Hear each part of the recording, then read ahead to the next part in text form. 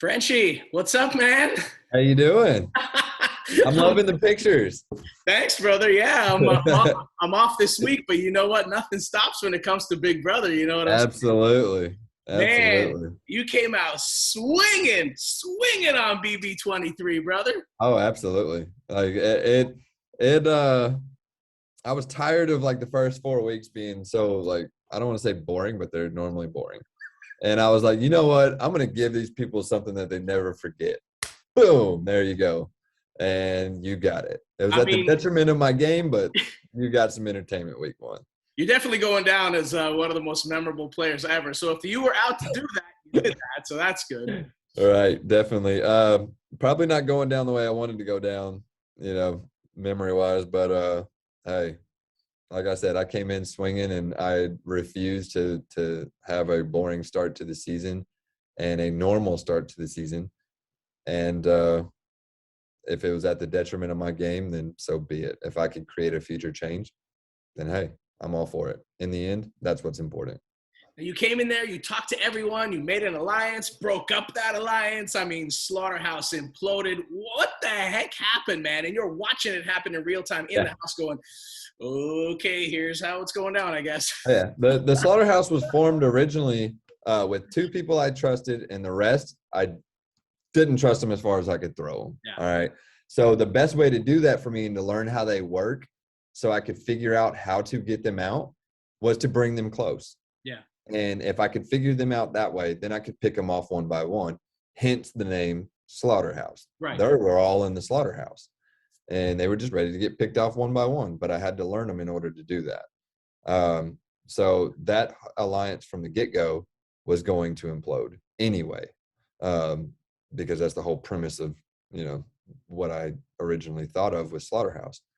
It did it a little faster than I wanted it to, Yeah. but I had a goal to crank up the heat in that house, because typically, being a super fan, you watch these masks and these people portray themselves in a way that they're not. And I wanted to see who I could trust and not trust. So I cranked the heat up. And when I did that, you started seeing a little more true colors in the house. You had the And, heat on 5,000, brother. oh, absolutely. But it served its purpose. Like, people can get upset about it, but it served its purpose. Yeah. I saw the four people that I knew I couldn't trust. I couldn't. And everybody in the house saw that they couldn't trust them. So I knew that they were targets, and I wanted to make them a target to everybody. And it has happened. I heard Xavier's HOH this week. I know he won't take them out, but the next person that's HOH, they will. Listen, man, I mean, it seemed like paranoia at some points got the better of you in the house. You're running around everywhere, here, there, and whatnot. And in a game like this, I mean, when do you have time to think, never mind sleep or figure out what's going on?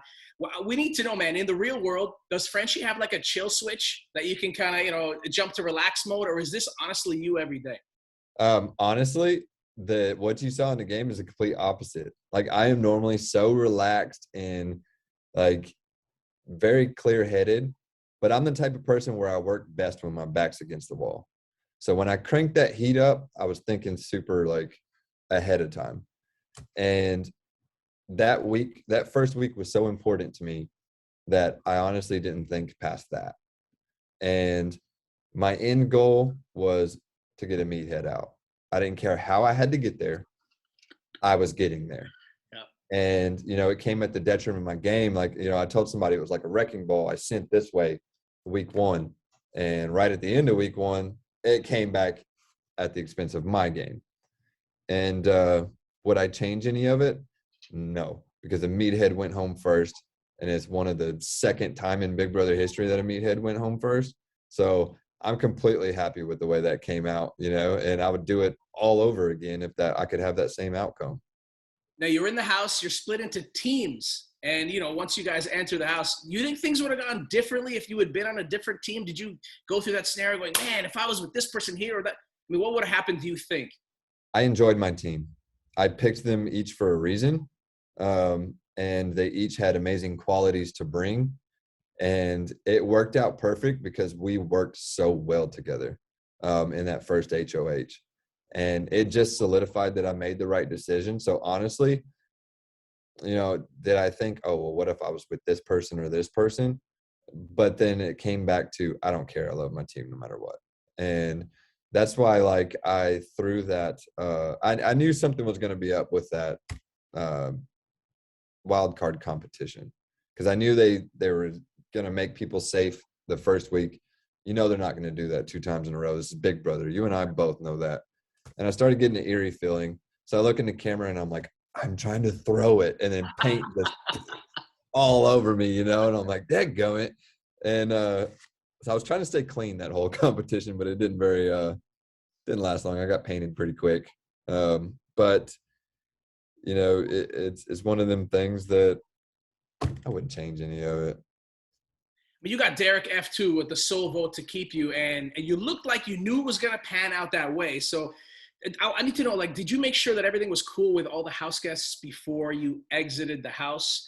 Or Absolutely. Is there anybody you want to say something to you didn't get a chance to, or you want to kind of say it now? Is there anyone you have a conversation to? No, I made it a point, one-on-ones, instead of sitting there trying to save myself. I made it a point to talk to each person individually and let them know that I respected them as a person. And outside of these walls, we're going to be great friends. And I made it a point to let them know that, game aside, I actually do care about them as a person. Derek F., let me tell you, he's a special individual, man.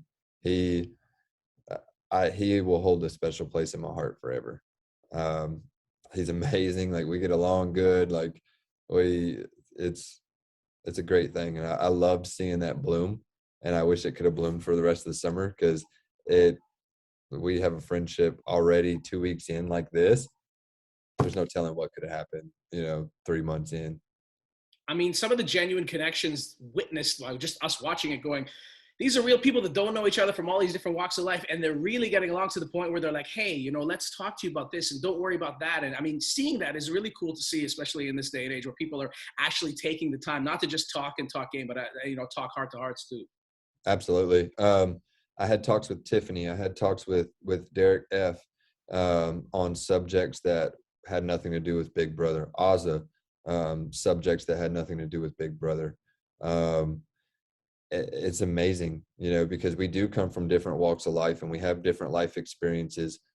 And to know that you're not the only one that has been through a tragedy or that has had something happen to you, it's a good feeling knowing you're not alone, and that you're not the only one thinking inside that house that, you have something bigger picture. So it's very, very rewarding to know that. And you're a super fan of the game too. And, you mentioned to Julia that your wife said, if you're going to talk watching it, you better reply and get on this game. Exactly. And you did. So I need to know right now your top 4 Big Brother players of all time. Let's say your Mount Rushmore of Big Brother players. Who you got? Who you got? Who you got? My absolute number 1, and Daniel Reyes. Okay. Absolutely. My number 2 is Dan Kiesling. My number 3 is actually from Canada, Ika Wong. I absolutely adore Ika. She is one of the most amazing people. I love her gameplay, and she's ruthless. I wish I could have been that, but I wasn't. But yeah, Ika, and then Derek Lavoisier. And then if I had to add a close after that, it would be Vanessa Russo. Those people are who paved the way for Big Brother in both of our countries, and they're amazing people. Ika's gonna be happy to hear that, man. Oh, I love Ika, and she knows I love her too. Like, it's very evident, like Ika is a huge staple for Big Brother for me. Like, there's other people, and then there's Ika. Like, Ika is an absolute queen. Like, there's no ifs, ands, or buts about that. Who is your gut telling you, Frenchie, that needs to go next, and who do you want to see win it all? So who needs to go next, and who do you want to see go all the way to the end? Brent's got to go. 100%. He's got to go. Hannah, I would love to see Derek F. win it all. If not, I would love to see Ozza win it all. But if not, who I think's going to win is probably going to be Hannah. She's super smart, super intelligent, and she's so charismatic. And she is one of the only players that have had my mark from the start. She literally sat at the memory wall and spouted every one of our birthdays off. That's how smart this woman is. Um, like I was in awe of her and her charisma, her gameplay. She has the potential to take everything. All right, final question, speed round. Take only 1 second with each of these, okay? Really, really quick. Here we go. Yep. Most hilarious house guest. Oh, Derek X. The biggest worry wart in the house. Me. Strongest mental competitor. Ooh, Derek F. The one you think is going to surprise everybody. Hannah. And the Just Here for a Fun Summer award goes to Alyssa.